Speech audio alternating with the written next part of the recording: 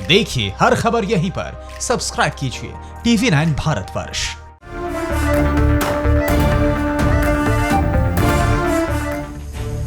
नमस्कार, आप देख रहे हैं TV9 भारतवर्ष। आपके साथ मैं हूं शुभांकर मिश्रा। सर्वदलीय बैठक में पीएम के चीन को लेकर दिए गए बयान के बाद विवाद के बाद सरकार की ओर से सफाई आई है। सरकार ने यह कहा कि पीएम के बयान को तोड़ मरोड़कर पेश किया गया और बैठक में पीएम ने यह कहा था कि LAC को बदलने के किसी भी प्रयास को भारत मजबूती से जवाब देगा, इसका विरोध करेगा। 100 सेकंड में पूरी खबर देखिए। न वहां कोई हमारी सीमा में घुस आया है, न ही कोई घुसा हुआ है, न ही हमारी कोई पोस्ट किसी दूसरे के कब्जे में है। सुना आपने, देश के सियासी दलों के साथ चीन के मसले पर सर्वदलीय बैठक में साफ साफ कहा था कि LAC पर भारत की सीमा की तरफ देखने की हिम्मत किसी की भी नहीं है। लेकिन इसके बाद भारत में इसको लेकर सियासत शुरू हो गई, जिसके बाद एक बार फिर सरकार की ओर से बयान जारी किया गया है। पीएम के बयान को शरारतपूर्ण ढंग से रखने की कोशिश की गई। LAC पर किसी तरह का अतिक्रमण बर्दाश्त नहीं किया जाएगा। पीएम ने साफ कहा कि सेना किसी भी चुनौती का मुकाबला कर रही है। LAC पर चीनी सेना का जवाब देने में हमारी सेना सक्षम है। 15 जून को गलवान में चीनी सेना अतिक्रमण की कोशिश कर रही थी। हमारी सेना सीमा को सुरक्षित रखने में कोई कोर कसर नहीं रहने देगी। भारत के मानचित्र में जो दिखाया गया है वही हमारी बाउंड्री है। प्रधानमंत्री की ओर से एक बार फिर साफ किया गया कि LAC पर भारतीय हिस्से में चीनी सेना की किसी भी तरह की उपस्थिति नहीं थी, बल्कि 16 बिहार रेजिमेंट के सैनिकों ने अपनी जान पर खेलकर चीनी सेना के निर्माण करने की कोशिशों को नाकाम कर दिया। लद्दाख में हमारे 20 जाबाज शहीद हुए, लेकिन जिन्होंने भारत माता की तरफ आंख उठाकर देखा था, उन्हें वो सबक सिखा कर गए। सरकार की ओर से कहा गया है कि ऐसे वक्त में जब हमारे बहादुर सैनिक हमारी सीमाओं की रक्षा कर रहे हैं, तो ये दुर्भाग्यपूर्ण है कि उनका मनोबल कम करने के लिए अनावश्यक विवाद खड़ा किया जा रहा है। भारत चीन सीमा पर 20 जाबाजों की शहादत पर अब सियासत हो रही है। राहुल गांधी ने सरकार से सवाल किए तो जवाब खुद देश के गृह मंत्री अमित शाह ने दिया। गलवान घाटी में शहीद हुए भारतीय सेना के 20 जवानों को लेकर राजनीति लगातार जारी है। विपक्ष जहां सरकार को घेरने की कोशिश में है, वहीं सरकार भी विपक्ष को देश हित में एकजुट होने की नसीहत दे रही है। आज की सुबह की शुरुआत राहुल गांधी के एक ट्वीट से हुई। राहुल गांधी ने सरकार से सवाल पूछा। राहुल ने ट्वीट में लिखा, प्रधानमंत्री ने चीन के गुस्से के आगे भारतीय सीमा को सरेंडर कर दिया। अगर वो जमीन चीन की है तो हमारे जवान क्यों मारे गए, कहां पर उन्हें मारा गया? राहुल गांधी के इस ट्वीट के बाद जवाब देने खुद देश के गृह मंत्री अमित शाह सामने आए। अमित शाह ने वीडियो ट्वीट कर राहुल गांधी को निशाने पर लिया। इस वीडियो में घायल जवान के पिता कह रहे हैं कि भारतीय सेना बहुत शक्तिशाली है और चीन को हरा सकती है, दूसरे देशों को भी हरा सकती है। ये भारतीय सेना मजबूत सेना है, चीन को हरा सकती है और भी देशों को हरा सकती है। राहुल गांधी, आप नेतागिरी मत करना, ये राजनीति अच्छी नहीं है। शाह लड़ेगा, अभी फिर लड़ेगा, सेठ बनेगा। ठीक हो गए, भगवान चाहे ठीक हो जाए जल्दी, फिर भी लड़ेगा साथ ही। अब देखिए इस वीडियो के साथ अमित शाह ने ट्वीट में क्या लिखा। एक बहादुर जवान के पिता के पास राहुल गांधी के लिए बड़ा ही स्पष्ट जवाब है। ऐसे समय में जब पूरा देश एकजुट है, तब राहुल गांधी को भी राजनीति से ऊपर उठना चाहिए और राष्ट्रीय हित के साथ एकजुटता में खड़े होना चाहिए। हालांकि इससे पहले ही कल प्रधानमंत्री इस मसले पर सर्वदलीय बैठक बुला चुके हैं, जहां सोनिया गांधी ने भी सवाल उठाए थे, जिसे लेकर प्रधानमंत्री ने जवाब देते हुए कहा था कि देश की सीमाएं सुरक्षित हैं, देश के सैनिक वहां मुस्तैद हैं। लद्दाख में हमारे 20 जाबाज शहीद हुए, लेकिन जिन्होंने भारत माता की तरफ आंख उठाकर देखा था, वो उन्हें सबक सिखा कर गए। भारत और चीन टेंशन के बीच में हिंदुस्तान को रूस से न्योता आया है और रक्षा मंत्री रूस की विक्ट्री डे परेड में शामिल होने के लिए मॉस्को जाने वाले हैं। लेकिन मॉस्को में राजनाथ चीन के नेताओं का बहिष्कार करेंगे, उनसे बातचीत नहीं करेंगे। गलवान वैली में भारत और चीन के सैनिकों में हुई हिंसक झड़प के बाद दुनिया की महाशक्तियों से भारत को समर्थन मिल रहा है। अमेरिका ने खुलकर भारत का साथ दिया है। अब रूस से भी भारत को न्योता आया है। रूस ने देश के रक्षा मंत्री राजनाथ सिंह को मॉस्को में 24 जून को होने वाले विक्ट्री डे परेड में शामिल होने के लिए आमंत्रित किया है। इस दौरान रक्षा मंत्री राजनाथ सिंह रूस के बड़े नेताओं से मुलाकात करेंगे, लेकिन चीन के नेताओं से मुलाकात नहीं होगी। भारत, चीन के अलावा अमेरिका, ब्रिटेन और फ्रांस समेत 18 देशों की सेनाएं इस परेड में शामिल होंगी। अब आपको इन जाबाजों से मिलवाते हैं जो मॉस्को में कदम ताल करते दिखेंगे। This 75 members Indian Armed Forces contingent will participate at the Victory Day celebrations military parade at the Red Square, Moscow on 24th of June. The contingent is commanded by Major Anjum Gorka of the 6th Light Infantry Regiment, and the proud bearers of the national flag are the 3 women officers of Indian Army, the Indian Air Force and the Indian Navy. On behalf of the Indian Armed Forces, we wish the Russian Armed Forces a very happy Victory Day. Jai Hind and Budaji. देखा आपने, भारतीय सेना के ये वो जाबाज हैं जो 24 जून को रूस की राजधानी मॉस्को में विक्ट्री डे परेड में शामिल होंगे। द्वितीय विश्व युद्ध में सोवियत संघ की जीत की 75वीं वर्षगांठ के मौके पर इस परेड का आयोजन किया जा रहा है। पूर्वी लद्दाख में भारतीय और चीनी सेना के बीच बढ़ते तनाव के मद्देनजर रक्षा मंत्री राजनाथ सिंह का दौरा काफी अहम माना जा रहा है। वो सोमवार को रूस के लिए रवाना होंगे। रक्षा मंत्री राजनाथ के साथ रक्षा सचिव और तीनों सेनाओं के बड़े अधिकारी इसमें शामिल होंगे। 75 सदस्यीय भारतीय दल चीन समेत 11 देशों की सैन्य टुकड़ियों के साथ इस परेड में हिस्सा लेगा। भारत और चीन टेंशन के बीच अब दूसरे बॉर्डर वाले इलाके सतर्क हो गए हैं। हिमाचल प्रदेश के गांवों में तो सन्नाटा पसरा है। हम आपको रिपोर्ट दिखाते हैं। एक तरफ भारत और चीन के बीच टेंशन चरम पर है, वहीं हिमाचल प्रदेश में तिब्बत से लगने वाली सीमा पर हलचल तेज हो गई है। सेना, अर्धसैनिक बलों और पुलिस ने अपनी चौकसी बढ़ा दी है। सीमा से सटे गांव में सन्नाटा पसरा है। लोगों ने अशांति फैलाने वालों को मुंहतोड़ जवाब देने की मांग की है। ये तस्वीरें हिमाचल प्रदेश में किन्नौर और स्पीति के बॉर्डर वाले इलाकों से आई हैं। यहाँ गाँव में सन्नाटा पसरा है। कई लोगों को माहौल बिगड़ने का डर सता रहा है। सुरक्षा बलों ने भी लोगों से सतर्क रहने को कहा है। लोगों पर पलायन का खतरा भी मंडरा रहा है। गालवन घाटी में कल जो हमारे 20 सैनिक हमारे शहीद हुए, उसके बाद यहाँ पर जो टेंशन है वो काफ़ी बढ़ गई है सर। और अब हमें जो यहाँ के हमारे विलेजर्स, हम खुद भी डर के साए में जी रहे हैं, क्योंकि कल को अगर लड़ाई की स्थिति होती है तो मुझे ऐसा लगता है कि शायद हमें यहाँ से हटा देंगे। केंद्र में हमारी अभी मोदी जी के नेतृत्व में बहुत ही मजबूत सरकार है, तो हमें बिल्कुल घबराने की जरूरत नहीं है। यहाँ के स्थानीय लोग भी सरकार के साथ और आर्मीज के साथ कंधे से कंधा मिलाकर इसका सामना करने के लिए बिल्कुल तैयार है। जरूरत पड़ेगी तो हम स्थानीय लोग भी हम साथ देने के लिए बिल्कुल तैयार हैं। यहाँ पर चीन से लगने वाला आखिरी गांव है। लोग भी सतर्क हैं। हमारे यहाँ पर भी गांव के लास्ट बॉर्डर है, तो यहाँ पर भी अलर्ट सरकार ने घोषित किया है, तो हम भी बिल्कुल सतर्क हैं और हम चाहते हैं कि मुंहतोड़ जवाब दिया जाए उनको। वहीं पुलिस ने भी गांव के लोगों को अलर्ट कर दिया है। हमें हाई लेवल से आदेश आया जी कि भाई यहाँ अलर्ट किया गया है गाँव को। सब गाँववासी को चौकस किया है कि गाँव से बाहर ना जाए, अपने गाँव घर के भीतर रहे।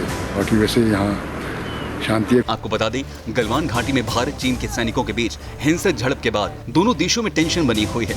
चालबाज चीन के हर पैंतरे से बचने के लिए बॉर्डर वाले इलाके अलर्ट पर हैं।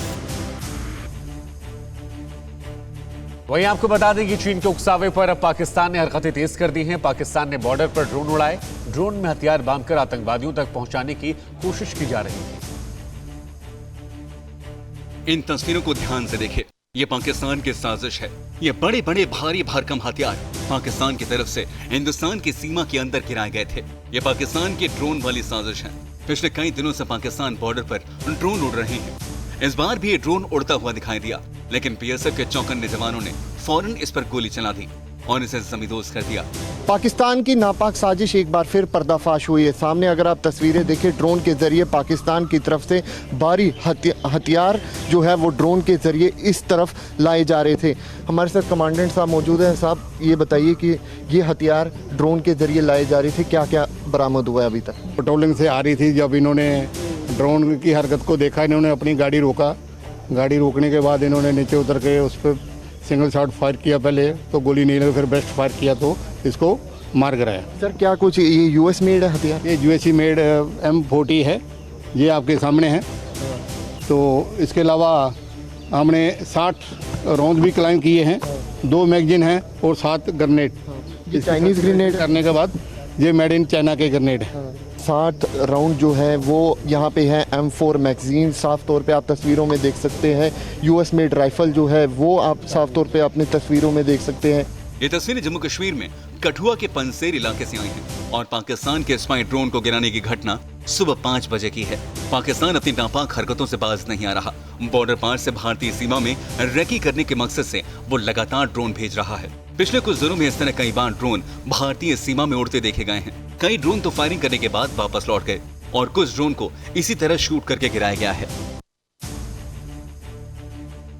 वहीं गलवान घाटी में भारत और चीन के टेंशन के बीच एयरफोर्स चीफ का बयान सामने आया। ये कहा कि हिंदुस्तान की वायुसेना किसी भी चुनौती से निपटने के लिए पूरी तरह तैयार है।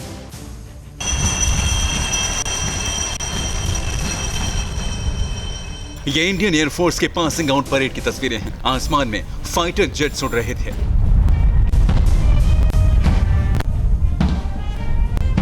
जमीन पर एयरफोर्स ऑफिसर्स कदम ताल कर रहे थे। Number 3 squad commanded by flight cadet Ankit Ola. ये वो जाबाज हैं जो अब से देश की वायुसेना का हिस्सा बनेंगे। आसमान को चीरते हुए दुश्मन को आंख दिखाएंगे, बादलों से बातें करते हुए अपने टारगेट पर प्रहार करेंगे।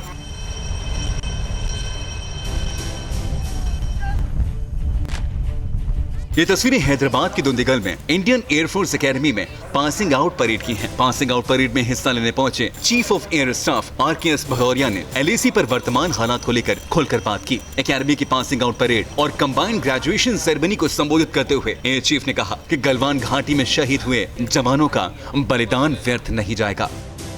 I assure the nation that we are determined to deliver and will never let the sacrifice of our braves of Galwan go in vain. Air force chief ने शहीद कर्नल बाबू से लेकर सभी जवानों की शहादत को सलाम किया और कहा कि देश के एयरफोर्स किसी भी इमरजेंसी के लिए तैयार है। It should be very clear that we are well prepared and suitably deployed to respond to any contingency. आपको बता दें, एयरफोर्स चीफ के हैदराबाद पहुंचने से एक दिन पहले ही लद्दाख में भारतीय सेना के लड़ाकू विमानों और चॉपर्स से उन्होंने गश्त की थी।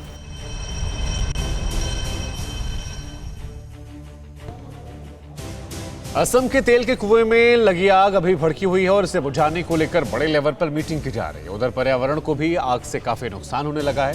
एक और रिपोर्ट दिखाते हैं। असम के वागजन में ऑयल इंडिया लिमिटेड के तेल के कुएं में लगी आग अब भी आसपास के लोगों को डरा रही है। साथ ही आसपास के पर्यावरण पर भी इस आग का खतरनाक असर पड़ रहा है। हालात इस कदर खराब है कि प्रधानमंत्री मोदी भी असम की इस आग को लेकर परेशान हैं। मोदी ने तेल के कुएं में आग के हालात पर समीक्षा की है और असम के लोगों को हर तरह की मदद की बात की है। समीक्षा बैठक में केंद्रीय गृह मंत्री अमित शाह, पेट्रोलियम और प्राकृतिक गैस मंत्री धर्मेंद्र प्रधान, असम के CM सर्बानंद सोनोवाल, केंद्रीय मंत्री और सीनियर अफसर शामिल थे। उधर सेना को भी असम में आग की वजह से प्रभावित लोगों की मदद के लिए उतार दिया गया है। सेना की 3rd कोर के GOC जनरल राणा प्रताप ने वागजन में आग से प्रभावित इलाकों का दौरा किया और सेना की ओर से चलाए जा रहे राहत कार्यों का जायजा लिया। आपको बता दें, इस आग को बुझाने में 3 से 4 हफ्ते का वक्त लग सकता है, लिहाजा सेना ने मोर्चा संभाल लिया है। आग से प्रभावित लोगों की मदद की जा रही है।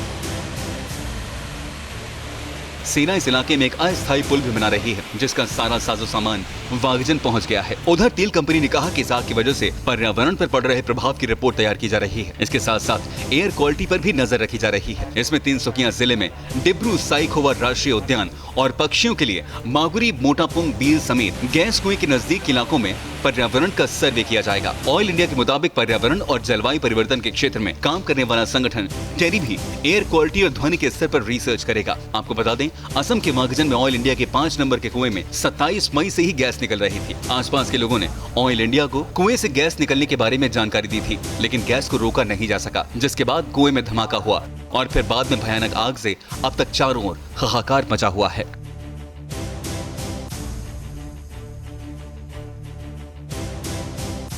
लॉकडाउन का दर्द गरीबों के लिए कम नहीं हुआ था, लेकिन अब मानसून ने भी मुश्किलें पैदा करना शुरू कर दिया है। बिहार के मुजफ्फरपुर में लोग बहुत परेशान हैं। ये रिपोर्ट हम आपको दिखाते हैं। कोरोना काल में गरीबों के दर्द को समझना बहुत मुश्किल है। पहले लॉकडाउन में खाने पीने को मोहताज हो गए, लॉकडाउन थोड़ा कम हुआ तो अब मानसून की पहली बारिश ने इनकी जिंदगी पटरी से उतार दी है। पहली बारिश में ही बिहार के मुजफ्फरपुर में बागमती नदी अपना रौद्र रूप दिखाने लगी है।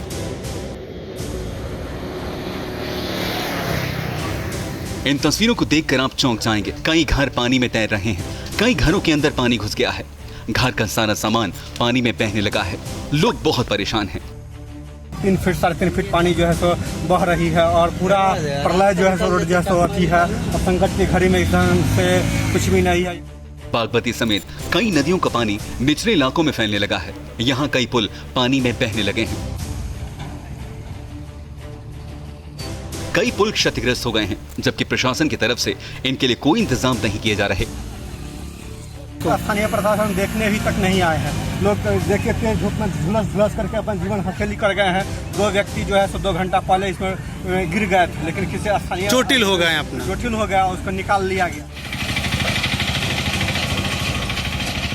इलाके के लोग प्रशासन के मदद का इंतजार कर रहे हैं, क्योंकि बागमती नदी अभी भी उफान पर है।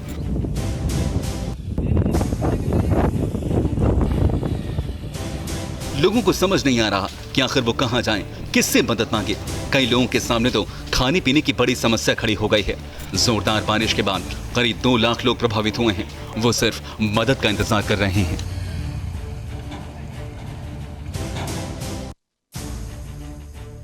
पश्चिम बंगाल के वर्धमान से चौंकाने वाली तस्वीरें सामने आ रही हैं। यहां पर बिना भूकंप के ही 5 घर ऐसे हैं जो जमींदोज हो गए। कैसे, इस रिपोर्ट में देखिए आप।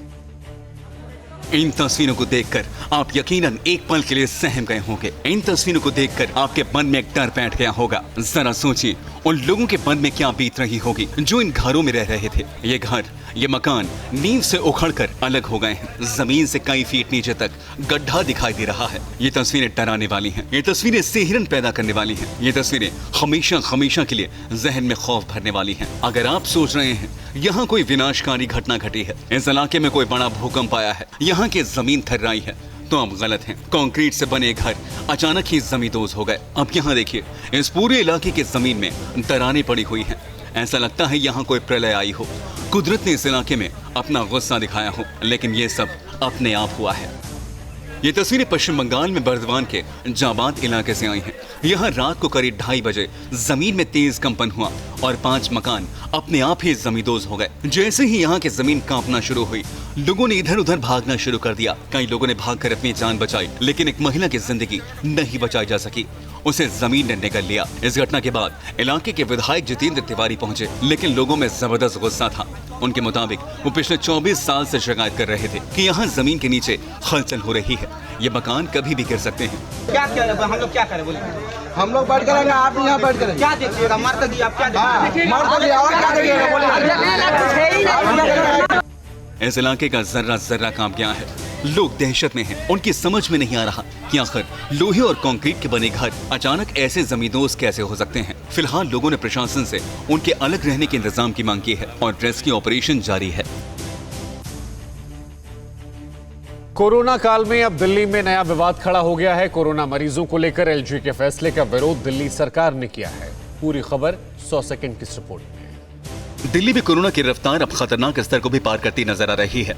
हालांकि अमित शाह के मोर्चा संभालने के बाद दिल्ली में कोरोना के खिलाफ जंग तेजी पकड़ती नजर आ रही थी, लेकिन कोरोना पॉजिटिव मरीजों के अनिवार्य सरकारी क्वारंटीन के एलजी के फैसले के बाद दिल्ली सरकार एक बार फिर विरोध में सामने आ गई है। कल एलजी साहब ने जो केंद्र के दबाव में आदेश दिया है कि पूरी दिल्ली में कोरोना मरीजों को सबसे पहले 5 दिन के लिए सब मरीजों को होम क्वारंटाइन खत्म कर दिया जाए और उन्हें सरकारी क्वारंटीन में ले जाया जाए।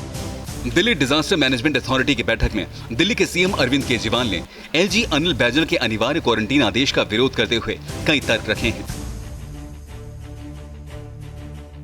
वहीं आपको बता दें कि दिल्ली से बीजेपी के सांसद रमेश विधोड़ी ने दिल्ली सरकार पर आरोप लगाते हुए कहा कि अब दिल्ली के मंत्री भी सरकारी अस्पतालों को छोड़कर 5 स्टार अस्पताल जा रहे हैं और दिल्ली सरकार के अस्पताल जो हैं वो पूरी तरह से फेल हो चुके हैं। हमारे साथ दक्षिण दिल्ली के सांसद रमेश विधोड़ी मौजूद हैं। सर, एक बात बताएं कि केंद्र सरकार ने जब से कोरोना को अपने हाथ में टैकल करने को लिया है, तब से देखा जा रहा है कि केंद्र और दिल्ली में कहीं न कहीं कुछ टकराव की स्थिति है। जैसे होम आइसोलेशन को लेकर केंद्र सरकार ने कहा कि ये बंद होना चाहिए, सारे संक्रमित मरीज जो है आइसोलेशन सेंटर में जाना चाहिए। अरविंद केजरीवाल इसका विरोध कर रहे हैं। किस तरीके से देखते हैं इस पूरे मामले? अरविंद केजरीवाल को सबसे पहले होम क्वारंटाइन सत्येंद्र जैन को करना चाहिए था।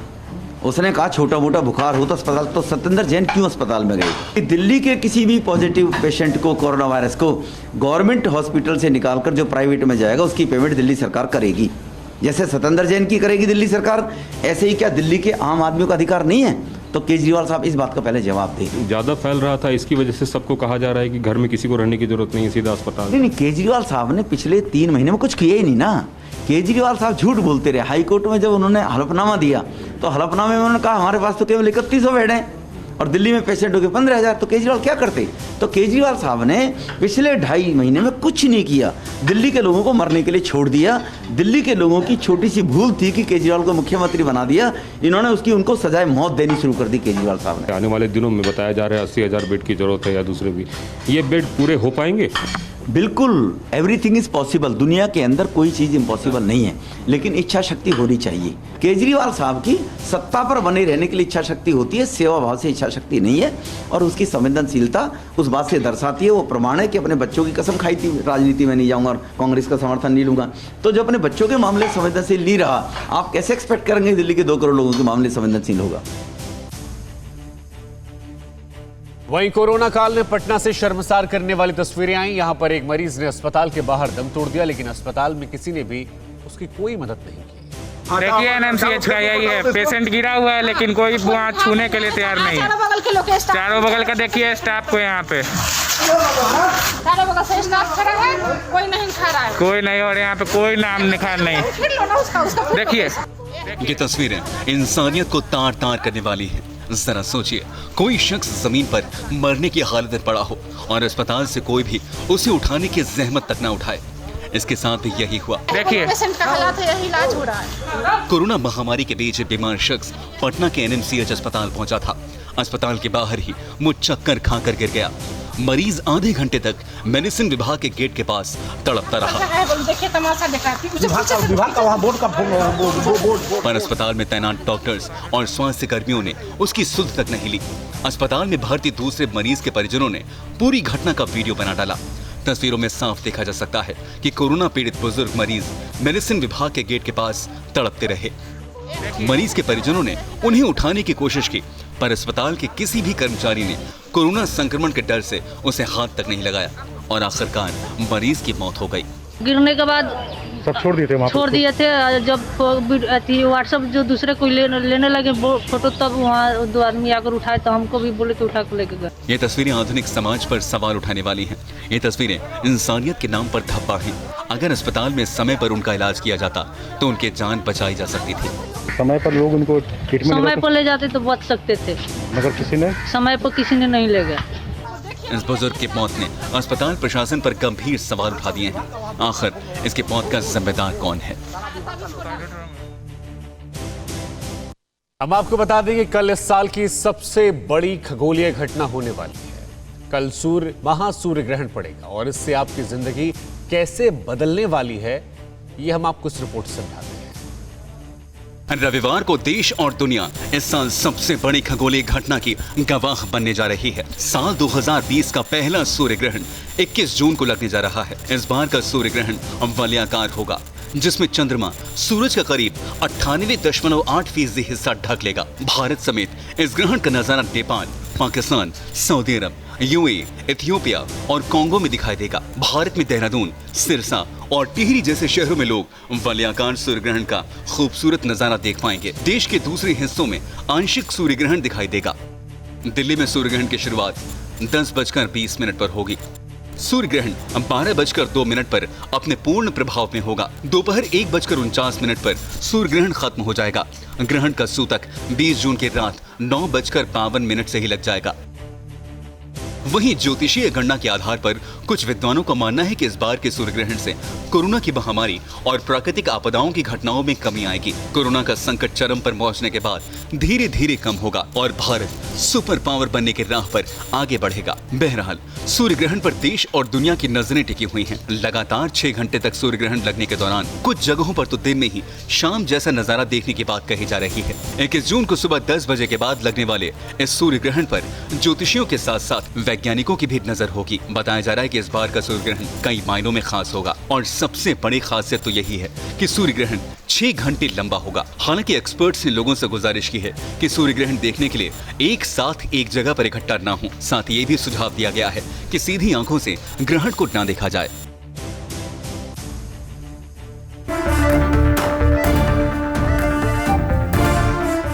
TV9 network 6 languages, Hindi, English, Telugu, Kannada, Marathi and Gujarati.